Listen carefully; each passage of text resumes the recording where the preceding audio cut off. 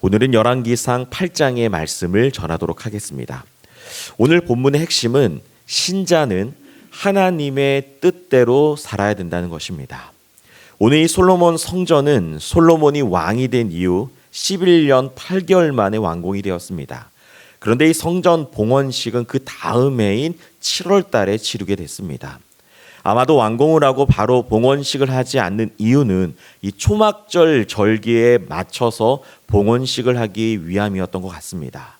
초막절은 이스라엘 백성이 사람이 살 수 없는 광야 생활 가운데 하나님의 은혜로 살았다라는 것을 기억하는 절기죠. 그러니까 솔로몬도 성전을 지은 다음에 생각을 해보니 이것은 내 힘으로 지은 것이 아니라 하나님의 전적인 힘과 은혜로 지었다는 것을 아마도 깨닫고 그것을 초막절 절기에 맞춰서 성전을 봉헌한 것 같습니다. 그리고 솔로몬은 백성들을 모아서 축복하며 연설을 하기 시작합니다. 그런데 솔로몬의 이 연설의 가장 큰 특징 중에 하나는 무엇이냐면 하나님의 뜻을 정확히 알았다라는 것입니다. 솔로몬은 이 성전이 이스라엘 백성의 기도의 집이 되어서 이스라엘 백성들의 기도를 들어달라는 간구를 하나님께 올립니다. 그리고 이방인이라 할지라도 이 성전을 향하여 기도하면 언약 백성처럼 은혜를 누린다는 것도 솔로몬은 깨달았습니다. 그리고 더 나아가 이스라엘 백성들이 망하여 포로로 잡혀간다 할지라도 그들이 다시 성전을 향하여 기도하면 하나님께서 회복시켜 주실 것이라는 것도 솔로몬은 알고 있었습니다. 솔로몬은 이스라엘의 왕이기 전에 한 명의 하나님 나라 백성으로서 하나님의 계획과 목적을 분명히 인식하고 있었습니다. 하나님께서 아브라함 언약을 통해 하나님께서 보여주신 그 수많은 계시와 풍성한 하나님의 놀라운 계획들이 이제 하나님의 뜻 가운데 이루어지고 있음을 성전 봉헌식을 통해 그리고 성전을 건축하는 모든 과정 시간마다 솔로몬은 깨달은 거죠. 그래서 오늘 본문 23절에 보면 이르되 이스라엘의 하나님 여호와여 위로 하늘과 아래로 땅에 주와 같은 신이 없나이다. 주께서는 온 마음으로 주의 앞에서 행하는 종들에게 언약을 지키시고 은혜를 베푸시나이다. 솔로몬은 하나님이 누구신지를 정확히 알았고 하나님의 방향과 하나님의 계획을 정확히 고백했습니다. 28절에도 여호와여 주의 종의 기도와 간구를 돌아보시며 이 종이 오늘 주 앞에서 부르짖음과 비는 기도를 들으시옵소서. 여러분들 하나님을 아니까 하나님을 향한 기도가 흘러나오는 것입니다. 여러분들 우리도 마찬가지입니다. 이 아침에 우리가 기도할 때 가장 중요한 건 무엇이냐면 하나님이 누군지 아는 것입니다. 우리가 하나님을 모른다면 우리가 하는 기도는 허공을 치는 기도일 것이며 땅에 떨어지는 기도가 될 것입니다. 하지만 우리의 기도가 하나님이 누구신지 정확히 알 때 그 기도는 하나님께 반드시 상달될 줄 믿습니다.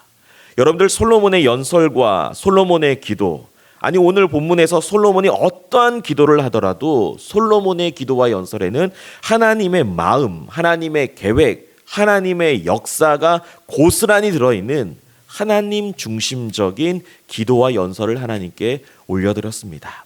오늘 이 아침에 기도하는 저와 여러분들의 삶을 한번 좀 돌아보았으면 좋겠습니다.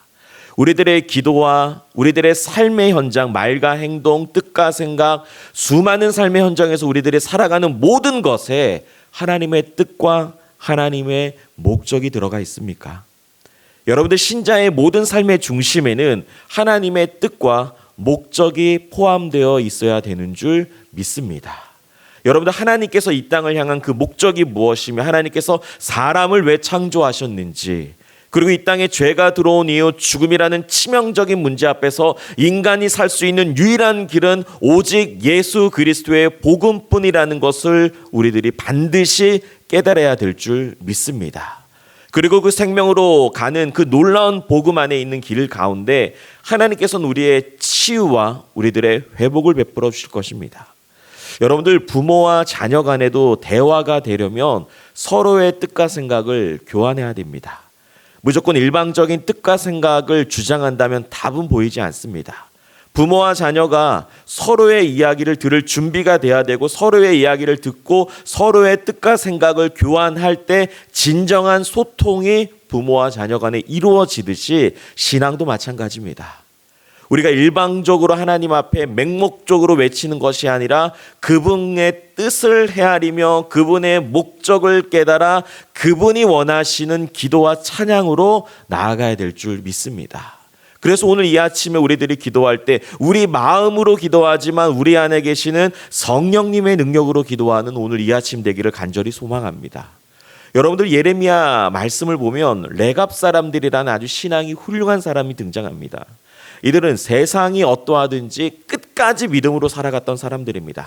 하나님이 하라는 건 하고 하지 말라는 건 안 하고 하나님이 멈추라는 것은 멈추고 하나님이 가라는 것은 힘써 달려왔던 레갑 사람들.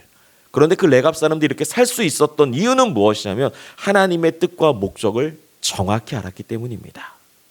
오늘 본문에서 솔로몬의 연설과 기도, 성전 건축과 봉헌식이 아름답게 마무리될 수 있었던 이유는 하나님의 뜻과 목적을 발견했기 때문입니다. 오늘 이 아침에 우리들의 삶의 모든 영역에서 하나님의 뜻을 구하는 오늘 이 아침 되길 간절히 소망합니다. 하나님께서 저와 여러분들을 이 땅에 보내신 이유를 발견하고 내가 이 세상에서 무엇을 해야 되는지에 대한 분명한 신앙의 확신이 오늘 이 아침에 이루어지길 간절히 소망합니다. 하나님께서 우리에게 가족들 주셨고 가정을 만들어 주셨고 교회를 허락해 주셨고 이 모든 삶의 영역 가운데 베풀어 주신 귀한 뜻은 이유는 하나님이 저와 여러분들을 향한 뜻과 계획과 목적을 가지고 계시다는 것입니다.